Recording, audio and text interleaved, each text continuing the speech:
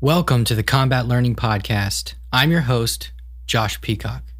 Today, BJJ Black Belt Jestin Icasiano returns once again to discuss getting back into training after a long break. Coronavirus has caused a lot of us to have spotty or no training over the last year, and many of us are just now getting back into the swing of things. We talk about what to keep in mind so you don't hurt yourself or burn out too quickly. We also talk about what's working for us in terms of diet and supplemental exercise, which can help ease the process. So if you're excited to listen, hit the subscribe button on your podcatcher now. I mean, recently I switched to a new bar. It's called the Harambe bar. It's a longer, wider bar and it's more stable. But for anyone who's starting out in resistance bands training, I would definitely recommend the X3 bar. So you're still using the rest of the X3, but you changed the bar? I bought different bands. I bought a different plate, ground plate. So I'm pretty much not using X3 right now, but I still use it if I go travel somewhere. But I mean, if you just have like one thing you could use, the X3, you won't go wrong with X3. It's like the Tapatio of workout bars. You can't go wrong with Tapatio. I mean, there's other great ones out there, but if you buy Tapatio, it's like can't go wrong with it. I'm more of a Tabasco guy myself, but Tapatio is good. It depends on what you're eating. Yeah. But yeah, I'd recommend the X3 bar. I mean, it kept me in shape, kept my wife in shape. We still maintain our ketogenic diet. My wife's a little bit more paleo, but I'm still ketogenic. Mm-hmm. One of my buddies is trying to get me on carnivore. Carnivore is the best. To me, it's better than. Yeah. His reason for it, he has some health reasons why he's on it, but his reason for it is he's done a crap ton of research in nutrition, and he says that cancers are linked to carbohydrates. Like a bunch of 70% of cancers are linked to carbohydrates. Yeah, by some means. And just based on some research that I've watched, listened, and read, that cancers do love sugar. They really like it. I'm sure there's other cancers that use different kinds of energy, maybe fat or protein, but there is a link of obesity and cancers. And Dr. Jason Fung has, I've listened to him a lot, and he has a lot of lectures on. He actually has a new book called The Cancer Code, and he links sugar, carbohydrates, obesity, and cancer. And he does recommend low carbohydrate diet, whether it be keto or carnivore, and definitely intermittent fasting. I mean, intermittent fasting that's one of the I always do when I get back on a new diet. I always do IF. Yeah, or not a new diet. Get back on keto. Yeah, and starting on 16 hours of not eating, 1 8-hour eating window is a good place to start. 2 meals a day, maybe, for example, 1 meal at 12 and 1 meal at maybe 5 or 6. Then no snacking in between, and that's what I typically do, and it's helped out a lot. And my training days, I'll just eat 1 meal, just eat in the afternoon, 1 good big meal, and just train, and that's it. Really? And yeah, my gut has been way better. My recent Facebook photos, trying to keep track of my progress, because one of the things that I look at whenever I see my old photos is that my gut's a little distended, like some kind of bloating or I mean, it's just not visceral fat. No, visceral fat, you can squeeze and you can rub like that, but for me, it was, It's like inflammation or something. bloating. Yeah, inflammation. And carnivore and ketogenic diets, low carb diets in general, seek to do away with that carbs, inflammation. sugar, and vegetables can really exacerbate Yeah, inflammation. especially vegetables, certain kinds of vegetables.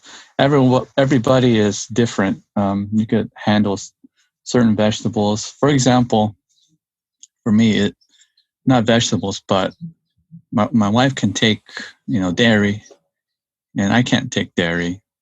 And recently I've been not eating dairy and switching off the LaCroix drinks, the soda, the unsweetened sodas, but it has the fizziness. And every time I drink like a can or a fizzy drink, I get bloated. It's like I have a little baby because there's gas. There's gas in there. It gets stuck in your gut and the lactose. So I've been trying to not have any of those. Just have right now. I just ate ground beef, 73 lean, 27 fat, salt and pepper, and some peppers. I like a pepper salsa I got from. Yummy. I just cooked it into there, and it's all I need. The fat's gonna satiate you, and that's one of the important parts of the diet, the ketogenic diet, and carnivore. It's the fat. It's just that's the thing that's gonna. If you're too hungry on keto, it's either a psychological issue or you're not eating enough fat. Yeah, if you like walnuts and stuff, you should definitely eat more nuts if you're finding yourself. Oh yeah, and macadamias are the best, even though they could be expensive.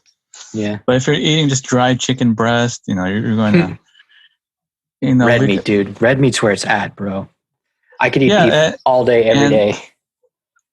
And if you're tight on cash, you don't have to buy ribeyes or New York strip steaks, or filet mignons. Just get a ground beef. Ground beef, a fattier ground beef. Usually, the fattier ones are cheaper sometimes, and the fattier ones are better for you too, and they probably taste better.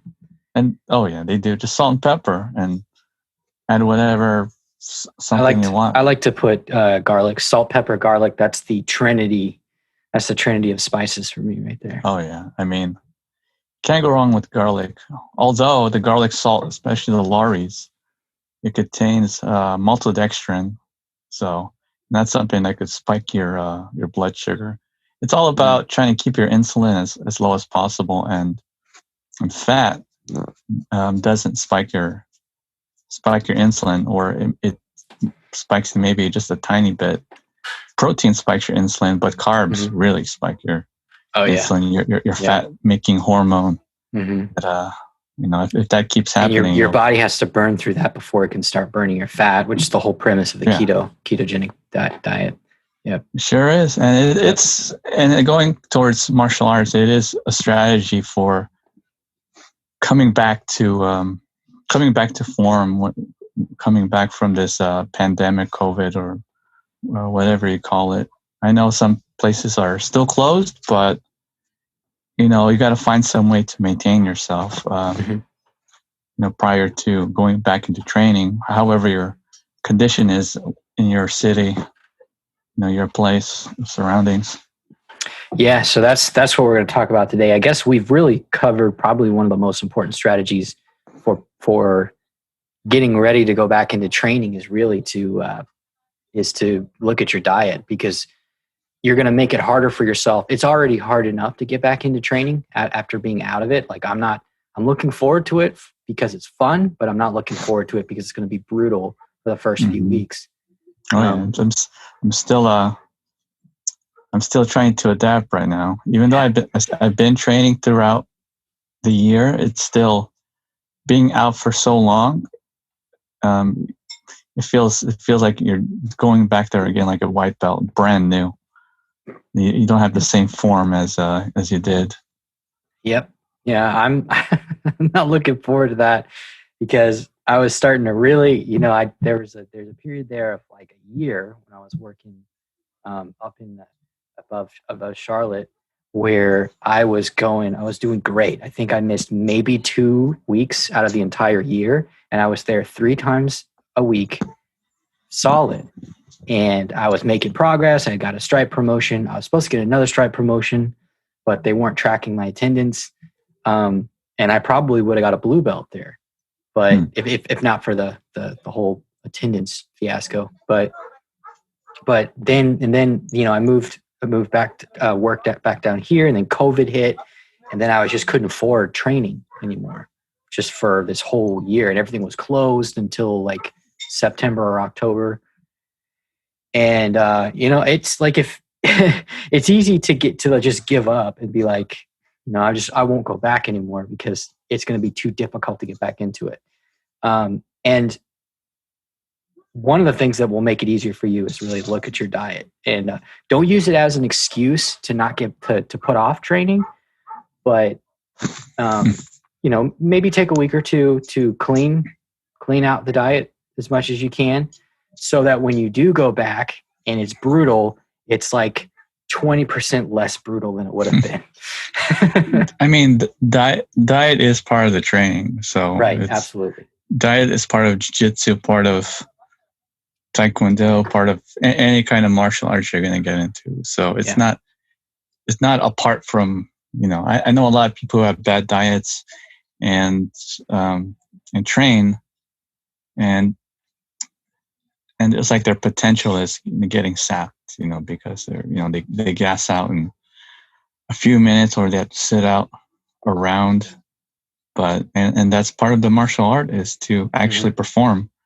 If you can't perform to your utmost potential, you can't, you might lose in a real fight. You might lose in a real fight, and training really just won't be that fun. It just won't be that fun. No.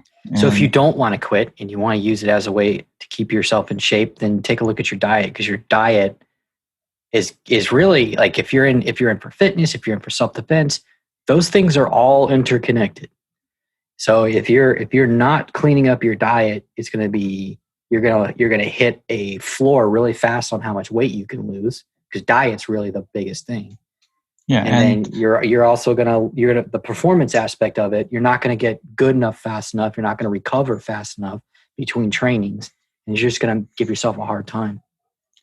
And I'm not even going to emphasize home gyms, or I know we talked about X3 and how it really helps me and the wife and whoever has it at home, but it's not as important as the diet. I mean, you can do calisthenics, if you really need to, and you do a good job there, or get one of those pull-up bars for your doors, or some other resistance bands. I mean, they'll help, but if you really want to be good at jiu-jitsu, you just have to do jiu-jitsu.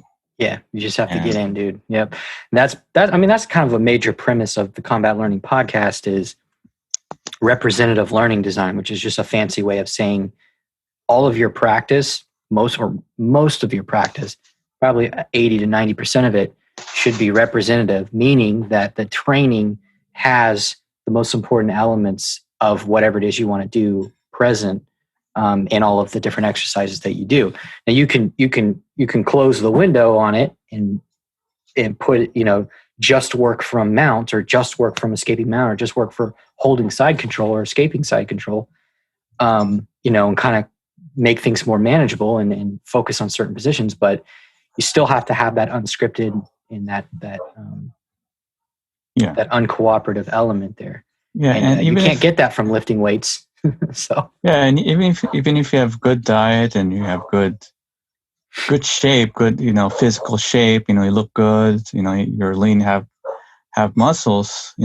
For myself, I still get reasonably gassed. I mean, I would be gassed more if I was out of shape, but I'm still gassed. I don't have my timing. I don't have my movements. Yep. And everything feels like it's almost brand new. Yeah. I mean, brand, I could still beat the white to purple and brown belts, but when it comes to the highest level, you There's no way. There's no way. You just have to. Hey guys, real quick before the episode continues. If you're wondering how you can supercharge your training in a way that helps you actually perform better on the mat or in the ring, I've got the perfect thing for you.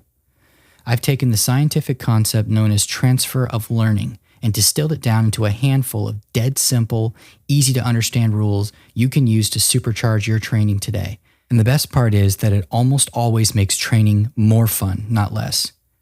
Now you don't have to spend hours and hours of drilling just to fail when your practice gets tested in sparring or competition. Instead, you can take these simple rules and transform your drills and exercises into rapid skill-building machines. Your classmates and training partners won't believe your progress. And if you're an instructor, your students will get better faster than ever and have more fun while doing it. Go to combatlearning.com/transfer to sign up to our email list and grab your transfer cheat sheet now. Plus, you'll never miss an episode and get access to exclusive tips. And just to say thanks, I'll send you my Introduction to Motor Learning for Martial Arts PDF so you can get up to speed on the powerful concepts we're discussing on this podcast. So go to combatlearning.com/transfer now to get your cheat sheet and other goodies. That's combatlearning.com/transfer, TRANSFER. You just have to keep training until you get your form back. It may take months, but yeah, it might. You're still going to have, at the end of the day, maybe better cardio than those who don't have a good diet. So yeah. I mean, something you could do. And again, don't use this as an excuse not to start. Give yourself a short ramp, 1, 2, maybe at most 3 weeks. Put something on put something like, this is the most important thing. Put something on your calendar. That's where you're gonna go, right? No matter what, you're gonna go back to training that day. But give yourself, if you want to, you don't have to. You can start immediately. That's probably the best thing to do.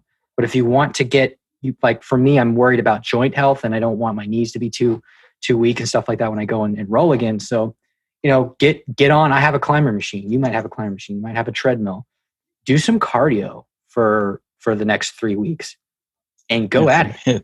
Ramp yourself up as much as you can during that time so that your cardio isn't so bad once you get back on the mat. Now, it's not the same cardio, but it's still helpful. Yeah. Especially the high intense interval training. When you're doing jiu-jitsu, every round is just like a high intense interval training. Same thing with, if you want to, I guess, kind of simulate that, go on your treadmill and just do your sprints, your 10, 15 second sprints, 30-second rest, and maybe do, 5 of those, 5 to 10, depending on how you feel. And when you're able to learn how to breathe again in those rounds, jiu-jitsu rounds and your hit rounds, then that's how you come back. One of the biggest things that I have to relearn again, because since I've been out, is to breathe, to breathe during the training, because back then I took for granted because I was younger, more athletic and stronger. But as we get older, we're not as good physically as back then. So not only that, we have to breathe. I tell Aaron, one of my new purple belts, whom I've promoted, that the reason why you're gassing out is because you have to actively breathe, not the kind of breathing you do when you're watching television. You breathe automatically, and you don't even think about it when you're watching something engaging on TV or online. And that's not the kind of breathing you need. And when you use that kind of breathing where you're not thinking about it, you tend to hold your breath. Yes. And it feels like you're gonna gas out so soon. Yeah. And one of the things I taught Aaron, and I have to teach myself all over again, is to actively breathing. And you might, when you come back, you might forget about that habit. So I tell Aaron, while we're rolling, you gotta inhale, Exhale out the mouth. Inhale in the nose. And, since you're doing a hit training, when you're rolling, when you do hit, you might, use some explosive power. When you do explosive power, you have to, exhale more frequently and louder. Like, for example, like when you rev a car up, to high RPM, the exhaust is going to go more exhaust comes out. Yeah. That's just example of the same breathing. The more you go, the more you push out, and the more you have to inhale too. So I'm teaching myself this as I'm coming back to the training, so I can lower my heart rate as I go. Yep. Go harder. So that's something that, especially for coming back, you have to relearn some of the most basic things. And one of the most basic things is breath. Yes. And once you do that, I recommend going at a slower pace to get your timing back, to get your timing, your movements back. Then you can start ramping it up, not forgetting to breathe, and always remembering what kind of timing you have, as you come back, and your timing will get faster, get better, your levels will get higher. So that's where I'm at. And so be kind to yourself, basically, because you're just understand, be patient with yourself. You're not going to be at the level you were before you stop training. Of course. That's where you have to be at. Yeah. But breathing is definitely one of the underrated but most important and fundamental parts of martial arts training.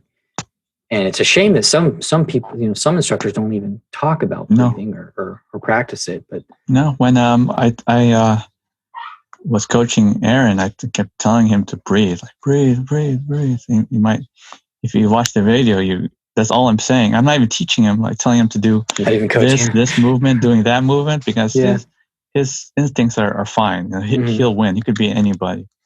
But once your cardio goes, it's like you're dead. You're fish out of the water. You might as well just tap. Yeah, you'll fatigue. Your muscles aren't getting enough oxygen. It causes your cortisone levels to rise, which makes you more exhausted. There's a lot. You tap. There's some technical aspects of it too. There's a guy I want to have on. He's more in the Taekwondo space, but he runs the Juice compound, and he talks about this. Depending on your stress levels, the way you're breathing, the way you're moving, you're tapping different energy systems in your body for like a performance, like for short-term performance. And if you're not in the right frame of mind, you're not breathing correctly, you will tap the wrong energy source and just really wreck your performance. Especially like if you're going to a tournament or something. Yeah, my first tournament, I gassed out in like 2 minutes, and I thought I'd be fine because I roll like 20 minutes in the academy, like 20, 30 minutes straight. Stress hormones, dude. Yeah, but then the tournament goes, and you're like, what the heck? What's going on here? I've never ever felt this way before. Even playing basketball, I could last 30 minutes because even sprinting at the highest levels. But now you have to train a different way, breathe a certain way. It's crazy. It's crazy how that works. Yeah. Breathing is awesome because when you get in a situation that's scary, your sympathetic nervous system kind of it upregulates and gets you super hyper vigilant in fight or flight and all that stuff. That's not like, that part is not directly under your control, but breathing helps you to down regulate. So that's a way that you can kind of overcome or work your way through that response that you have in a situation like training for the first time after a year, or a real fight like a self-defense situation or a tournament. Breathing is the key, regardless of the context of calming down those nerves. that you can't really, honestly, you can't really control those. You just kind of have to get yourself used to it, learn how to manage it until it starts to peter off by itself. Yeah, and it's a habitual thing that you have to physically tell yourself. It's when you're rolling and you're really into it, you have to like speak to yourself. You have to talk to yourself like, hey, you got to start breathing. And you got to always constantly do that, or else you're just not going to do it in other situations, like a real fight situation. Like you may be too excited and you just forget that. It just has, like, doing a sweep or doing an arm bar or any kind of jiu-jitsu move, you have to physically do it. You have to get reps. When you get reps, you don't think about it. Mm-hmm. The more you do it. Yeah. And when that fight or flight syndrome takes over, it's the same thing, the same process. So you just have to breathe. Like it's a physical thing. You have to make it habitual. Yes. Yeah. So it's a tough, and it's crazy. I've been to so many academies, all around California, Southern California, and it's not something that's really ever taught.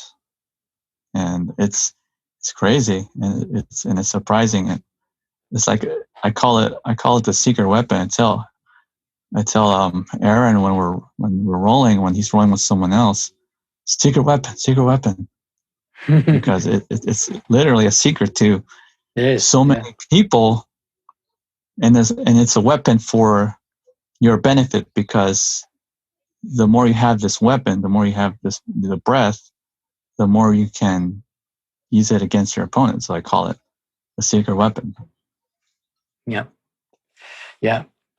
So circling back to getting back into martial art. I mean, that's related to that, of course. Circle back. Oh yeah. Oh no, we can't say that anymore. We can't say it anymore. It's a joke now. Making a roundabout, an about face. Making an about face to the topic. Yeah. So I guess to summarize, be kind to yourself, be patient with yourself. One thing I will say is that your brain still knows how that you can do a lot of the old stuff you used to do when you were in shape, but that's not safe for your body to do that stuff anymore. So you are at the biggest risk of injury coming back into martial arts because of what your brain knows that you used to be able to do, but your body cannot still safely do because it's not conditioned properly. So be mindful of the more athletic things that you used to do, and don't try those things until you've been back to training for a few weeks at least. And maybe a little sooner than that if you're conditioning as well, to try and to supplement. But you be careful, because that's really one of the biggest dangers of getting injured, is when you come right back off of a break, or even honestly coming right back off of being injured and healing is another one. Re-injury is a big thing, but yeah, you're coming back from that. You've been sitting on your couch a lot, working, lots of stress hormones, not a good diet, and now you're coming back. Your knees are not going to be as strong, your elbows aren't going to be as strong, and you're not going to be as flexible. So you have to be really patient with yourself, be kind to yourself, understand and recognize consciously that there's certain things that you shouldn't even try, and you should wait to try those again until you've been working at it for a little while. Been stretching, been rolling, been sparring, maybe been lifting a little bit if you like to supplement with that. But that's a good way to bust up your knees or pull a muscle. Yeah. And I love my resistance bands training, because when you're over here doing the bench press all the way here, 200, 300 pounds of weight, that's when a lot of the injuries happen. Mm-hmm. And with resistance bands, you're all the weight is like right over here, and as you progress, it gets heavier and heavier until you reach full stretch, just short of lockdown. Mm-hmm. And I like that sort of stimulus, because I squatted in my brother's setup. It's just one plate, 135. It's not even that heavy, But I did a back squat, and when I went parallel and a little bit below parallel, pushing up. After that, I was so sore for like 3 days. 3 days in my hams to glute area, and it just didn't feel that good. And it wasn't even heavy. Yeah. And I'm like, I don't know if I could do weights anymore because it hurts my joints. Too much for your joints. So the bands, I guess the bands, because they're so there's not that jerking element. It's more variable like, resistance. Yeah. It does get heavier. It does get more stronger or harder to push as you get farther away, but it's also very, very, very steady, I guess. It's not moving or, not jostling you around or. And I already get my joint damage from jiu-jitsu. Right. So, and a lot of people I've talked to who do a lot of weightlifting, they're like, there's a trade-off, if you lift weights, heavy weights, you don't want to roll like right afterwards because your joints are already jacked up. You get jacked up even more. So if you're gonna roll, you shouldn't work out that very same day. If you're gonna work out, you shouldn't roll. If you roll, you shouldn't work out. And treat it that way. With the bands, I could still roll and still do my band training even afterwards. Although I will use a lower band and just do lighter reps until I reach fatigue. And it's a good way. It's a good way to train. And I don't feel like I've lost any strength. So I can still deadlift almost 300 pounds still. But what do you think? What do you think the weight of the bands you're using are right now? It all depends on the height and width of a person. So, someone who's 5'8", I'm deadlifting probably close to 200 at the top of the stretch, but or I could be deadlifting less. I don't know. I don't know as far as the weight goes, but the main principle is you would start going to partial reps. Like maybe after the 15th rep, you start, you can't do the highest stretch anymore on the deadlift. So you would deadlift maybe 90% of the motion. Then you would go 85, 80, 70, 60, 50 until you could barely even move the band anymore. And that's the muscle building part of the workout. I could demonstrate one of these days when maybe if I could switch the camera around and do some sets. Yeah. But the progressive resistance is one of the key parts of not having joint damage and fatiguing all ranges of motion from strong range to the top of the stretch. Yep. Fatiguing quarter and halfway to a quarter and basically 10% and basically not even barely moving the band anymore doing your deadlift, but you're still pushing. You're still pushing like crazy to try to get that 10% rep, and that you'll achieve a greater burnout than doing 3 sets of 10 on one static weight of a deadlift. You could still obviously gain muscles on weights, but you can also gain muscles on resistance bands also. So one of these days we'll you feel like you're getting injured less? Way less. Not way less.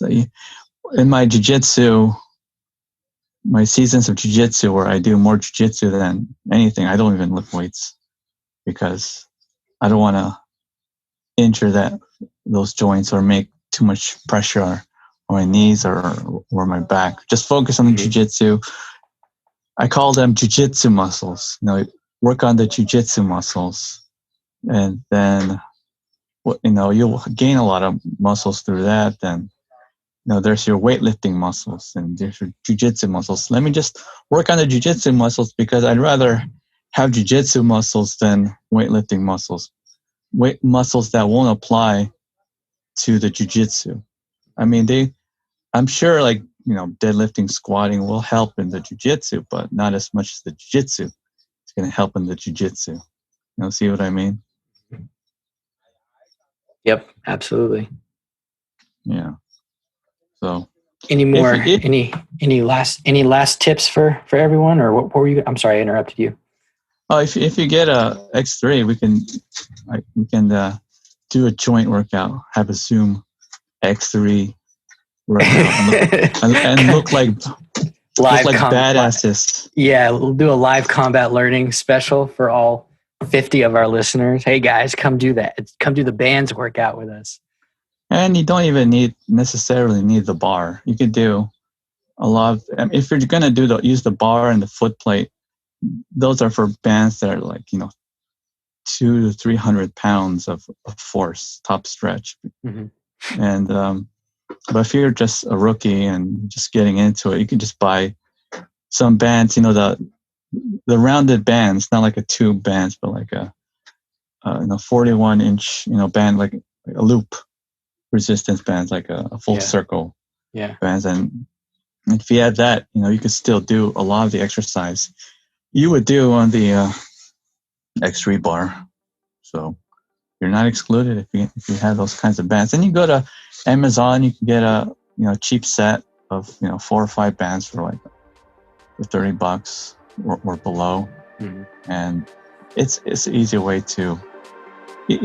to tone yourself and gain some muscle without breaking the bank. Thanks so much for listening to the Combat Learning Podcast. If you enjoyed this episode, remember to leave us a review on Apple Podcasts or Google Podcasts or your podcatcher of choice. It really helps us out. Finally, this episode, including the intro music, is produced by Micah Peacock.